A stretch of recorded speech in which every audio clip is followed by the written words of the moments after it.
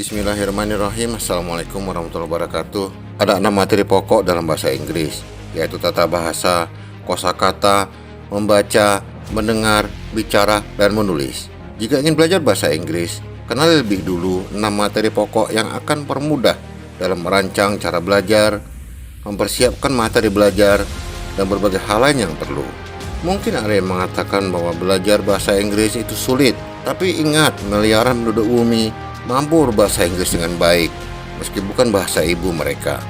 Apalagi ada beberapa bangsa yang memiliki tulisan berbeda, seperti Arab, Rusia, Jepang, Korea, dan Thailand.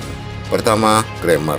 Bahasa Inggris memiliki tata bahasa yang unik, sangat berbeda dengan tata bahasa Indonesia. Untuk menunjukkan waktu sekarang, yang lalu, dan yang akan datang. Misalnya, bahasa Inggris memiliki tatanan tersendiri dalam perubahan kata kerja dan struktur kalimatnya. Bayangkan apa jadinya bila kita berbahasa Inggris dengan menggunakan tata bahasa Indonesia atau sebaliknya. Kekacauan dan kebingungan akan terjadi. Bisa dikatakan bahwa tata bahasa adalah bagian terpenting dari suatu bahasa. 2. Vocabulary. Kosakata yang cukup sangat dibutuhkan agar apa yang akan disampaikan dapat difahami dengan baik. Sebaliknya, kosakata yang terbatas akan sangat mempersulit komunikasi. Bisa terjadi salah pengertian, sehingga terjadi hal-hal yang tak diinginkan. Selain makna kata, juga harus difahami perubahan kata, serta awalan dan akhiran yang akan mengubah penggunaan kata tersebut menjadi kata kerja, kata benda, kata sifat, atau yang lain.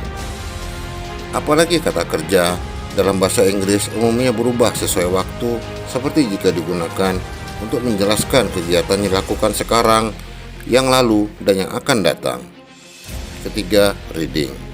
Membaca bisa dikatakan kemampuan paling mudah dalam bahasa Inggris karena bersifat pasif dengan ejaan yang jelas tertulis.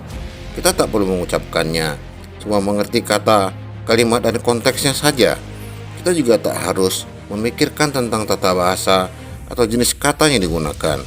Cukup dengan memahami makna kata dan kalimat, kita akan bisa memahami bacaan dengan baik. Keempat, listening. Meski sama-sama pasif seperti kemampuan membaca, mendengar membutuhkan kemampuan lebih tinggi. Bahasa Inggris umumnya memiliki cara pengucapan yang berbeda dengan huruf, sehingga kita tak hanya harus paham ejaannya, tapi juga cara pengucapannya. Kesulitan bisa terjadi bila ada kata dengan ejaan yang mirip atau diucapkan oleh orang dengan aksen berbeda. Kelima, speaking. Bicara adalah kemampuan aktif dalam bahasa Inggris untuk berkomunikasi secara lisan dengan insan lain. Kita harus memiliki kosakata yang cukup, juga harus tahu cara mengucapkannya dengan baik, sekaligus mampu menggunakan tata bahasa yang benar. Untuk itu, kosakata harus selalu ditambah, memperbaiki cara pengucapan, dan belajar tata bahasa. Di acara tidak resmi, tata bahasa bukanlah hal mutlak. Yang penting lawan bicara faham apa yang kita maksud. Keenam, writing. Bisa dikatakan bahwa kemampuan menulis adalah tingkat tertinggi dari penguasaan suatu bahasa. Meski tidak diperlukan pengucapan yang benar, tapi tata bahasa yang digunakan harus tepat, kosakata harus mencukupi, serta ejaan penulisan juga harus benar. Selain itu, kita juga harus mampu berpikir dalam bahasa Inggris.